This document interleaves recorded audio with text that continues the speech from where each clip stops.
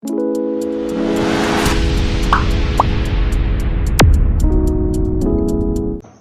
वालेकुम, कैसे हैं आप? ठीक हैं माशाल्लाह। उम्मीद है कि आप सब ठीक होंगे।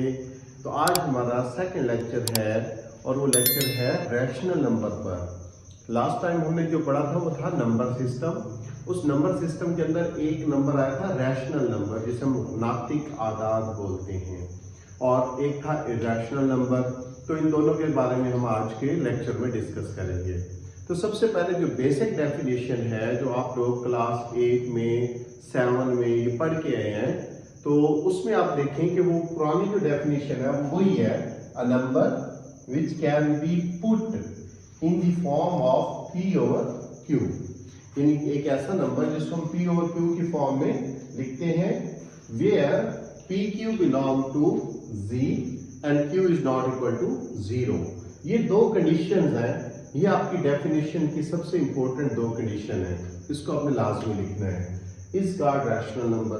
अब हम इसकी एग्जांपल लेते हैं, तो अगर मैं इसकी एग्जांपल सिंपल से तो लूं 2/3, ठीक है, 1/5 ये नंबर भी है।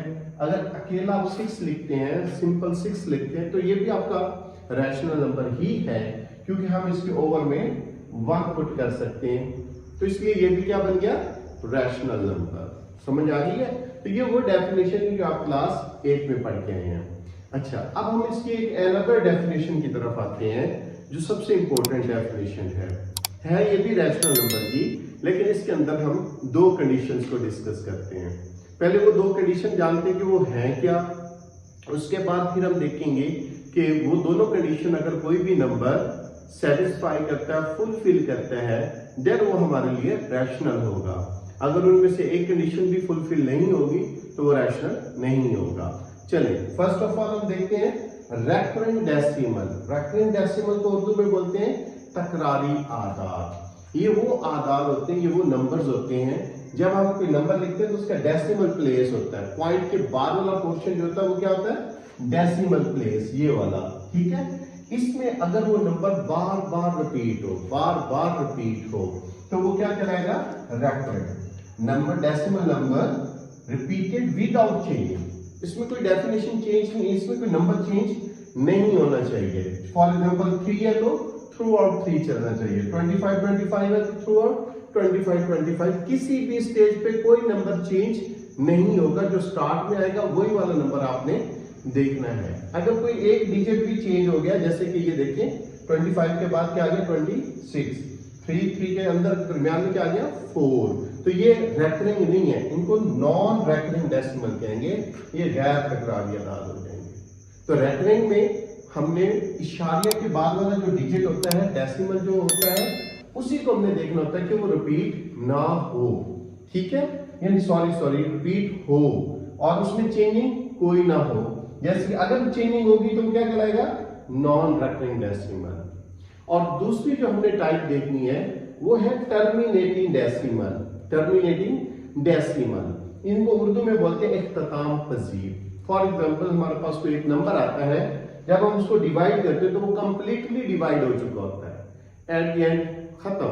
नंबर जो है वो कंप्लीटली जब डिवाइड हो जाता है तो उसका डेसिमल प्लेस स्टॉप हो जाता है, फिनाइट हो जाता है, यानी कि रुक जाता है। तो इसको बोलते हैं टर्मिनेटिंग डेसिमल।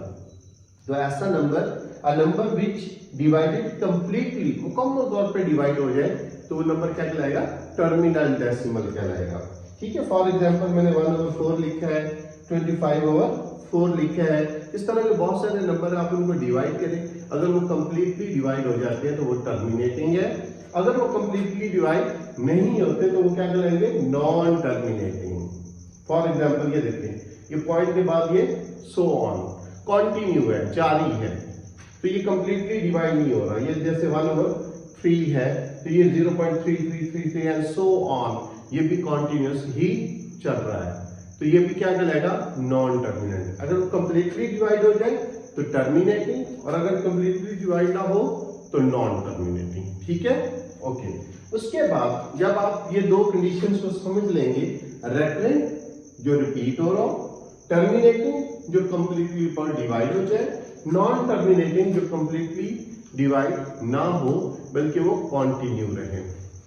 तो इन दोनों कंडीशंस को आपने समझ लेना है, क्योंकि हमारी जो अनदर डेफिनेशन है उसमें रैशनल नंबर की यही डेफिनेशन होगी कि अगर उसके अंदर ये रेकरिंग भी हो, ठीक है, और नॉन टर्मिनेटिंग भी हो। अगर ये दोनों कंडीशंस फुलफिल होती हैं किसी भी क्वेश्चन के अंदर तो वो रैशनल कहलाएगा। फॉर एग्जांपल 1/3, तो आप देखें कि इसमें रेकरिंग भी है और साथ इसके नॉन टर्मिनेटिंग भी है। रेकरिंग भी होना चाहिए, ये रेकरिंग भी होना चाहिए और नॉन टर्मिनेटिंग भी होना चाहिए। अगर तो ये दोनों कंडीशंस रेकरिंग और नॉन टर्मिनेटिंग वाली कोई भी क्वेश्चन फुलफिल करता है तो वो क्या कहलाएगा? Rational number. ठीक है, मैं आपको एक एग्जांपल देता हूं। ये है 22/7। 22/7 को जब हम डिवाइड करते हैं, ये देखें डिवाइड का प्रोसेस चेक करें। 7 3 21 आ गया, 10 फिर 1 आ गया 30। ये हम डिवाइड करते जा रहे हैं, ठीक है। और जब आप n पे पहुंचते हैं तो आपके पास फिर 1 आ जाएगा। इस 1 को फिर आप देखें तो यहां से जो प्रोसेस स्टार्ट हुआ था वही प्रोसेस दोबारा शुरू हो गया। इट मींस कि ये मुकम्मल डिवाइड नहीं हो रहा। लेकिन आपने 6 डिजिट के बाद गौर किया होगा, 6 डिजिट के बाद ये नंबर दोबारा रिपीट हो गया है। इट मींस ये रेकरिंग भी है, रेकरिंग भी है और नॉन टर्मिनेटिंग भी है। तो इसमें ये दोनों कंडीशंस क्या होगी?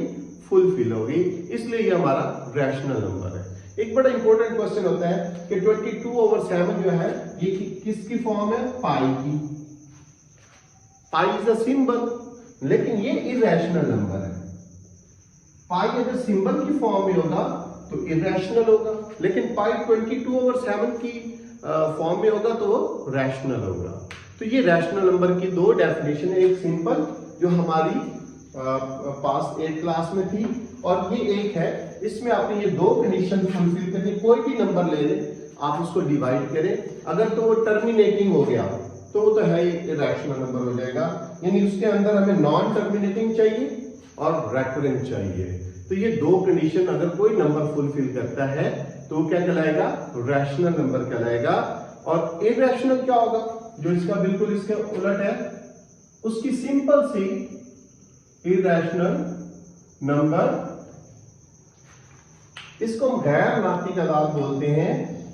इसमें सिर्फ आपने दो चीजें देखनी है बेटा, एक ऐसे नंबर जो स्क्वायर रूट के हो लेकिन उनका कंप्लीट रूट ना बनता हो, स्क्वायर ना बनता हो, और दूसरा कोई भी आपके पास इस तरह की कोई भी साइन आ जाए तो वो भी इरैशनल नंबर होते हैं। ये सिंपल इसकी निशानी इरैशनल नंबर की सिर्फ दो, कि एक ऐसा स्क्वायर रूट जो कंप्लीट ना होता हो, स्क्वायर कंप्लीट ना होता हो, और दूसरा कोई सिंबल आ जाए तो वो क्या बन जाएगा? Irrational number. इसके अलावा रैशनल नंबर की ये दो कंडीशंस हैं, इन दोनों में से जो फुलफिल हो रही हो वो हमने चेक करनी है। तो उम्मीद है कि आपको ये लेक्चर समझ आया होगा। तो बेटा एट द एंड फिर मैं वही कहूंगा कि मुझे आपसे और कुछ नहीं चाहिए, अपनी दुआओं में याद रखें और मेरे चैनल को सब्सक्राइब भी करें, लाइक भी करें और अपने दोस्तों के साथ शेयर भी करें। Thank you so much.